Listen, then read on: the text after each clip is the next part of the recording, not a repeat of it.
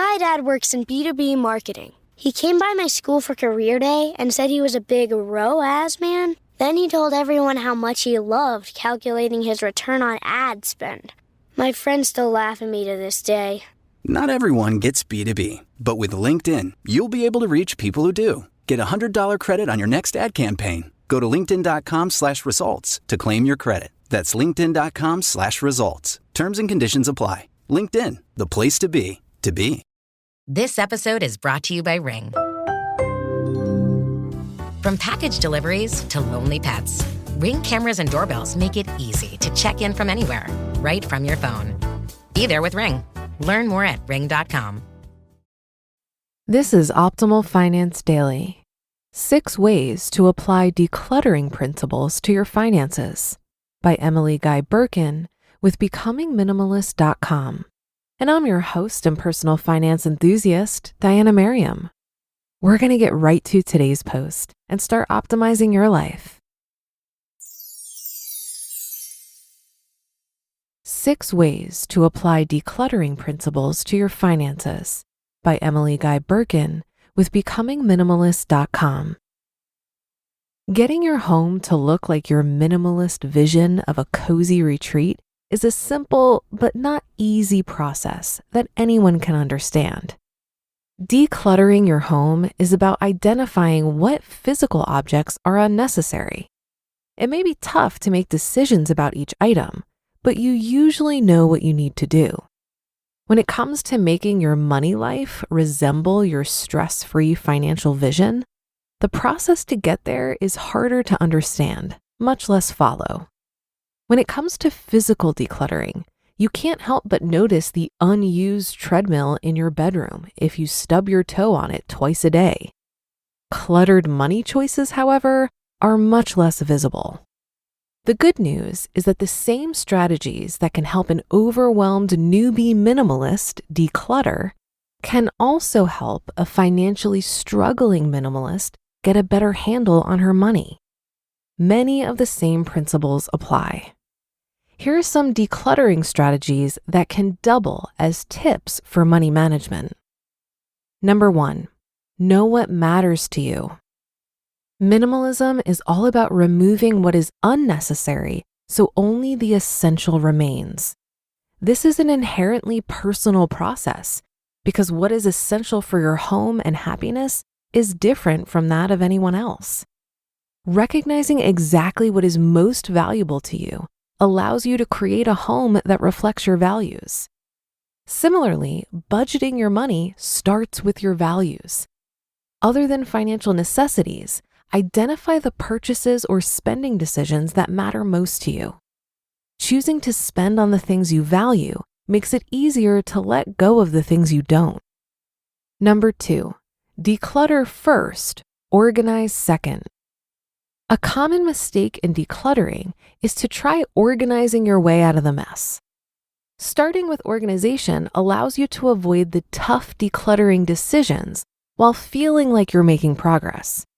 Organizing first means you're often trying to find space for things you don't want to keep, while ignoring the root of the problem at the same time. A similar mistake with money management is forcing a tracking system onto your spending habits without first examining those habits and purging the ones that aren't working for you.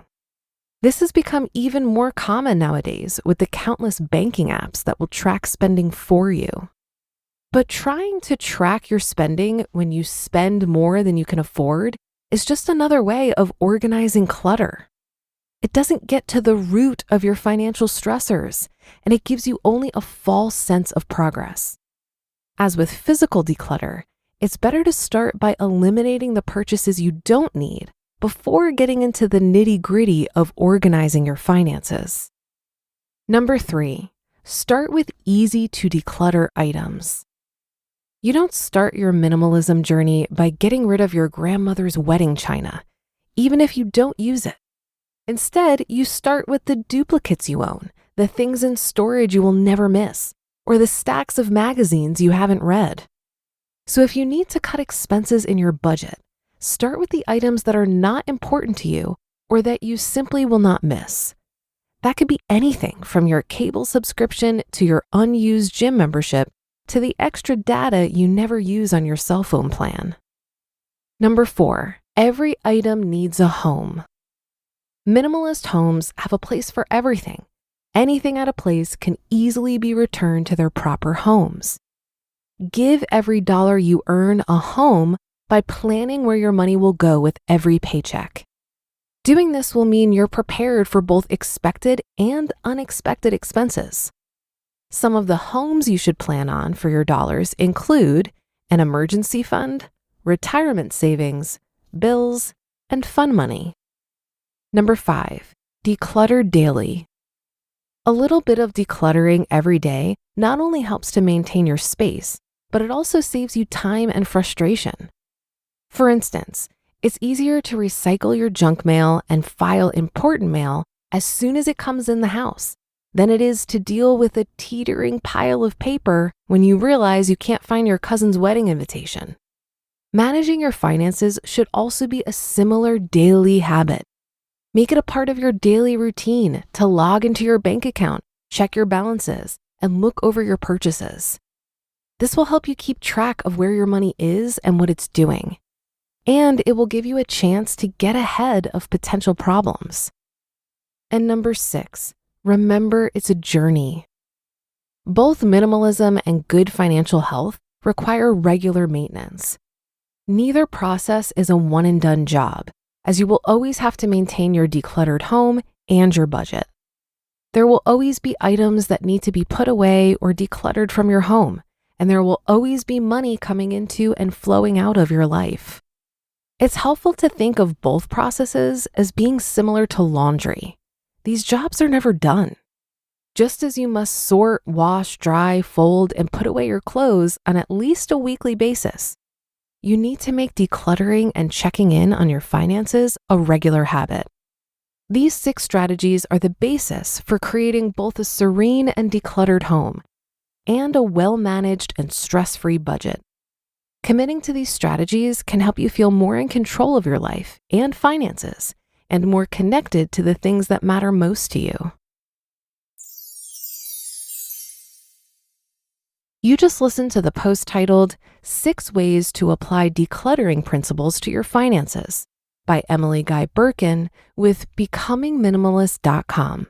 And I'll be right back with my commentary.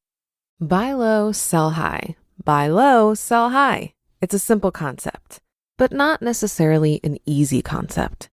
Right now, high interest rates have crushed the real estate market. Prices are falling and properties are available at a discount, which means F.I.R.E believes now is the time to expand the F.I.R.E flagship fund's billion-dollar real estate portfolio. You can add the F.I.R.E flagship fund to your portfolio in minutes by visiting fundrise.com/OFD. That's FUNDRISE.com/OFD. Carefully consider the investment objectives, risks, charges, and expenses of the F.I.R.E flagship fund before investing. This and other information can be found in the fund's prospectus at fundrise.com/OFD. This is a paid advertisement. With supply chains becoming more complex, you need to stay on top of the latest logistics developments. So if you work with logistics, you need the Beyond the Box podcast from Maersk. It's the easy way to keep up to date with everything from digital disruption in logistics to the need for supply chain resilience in today's market.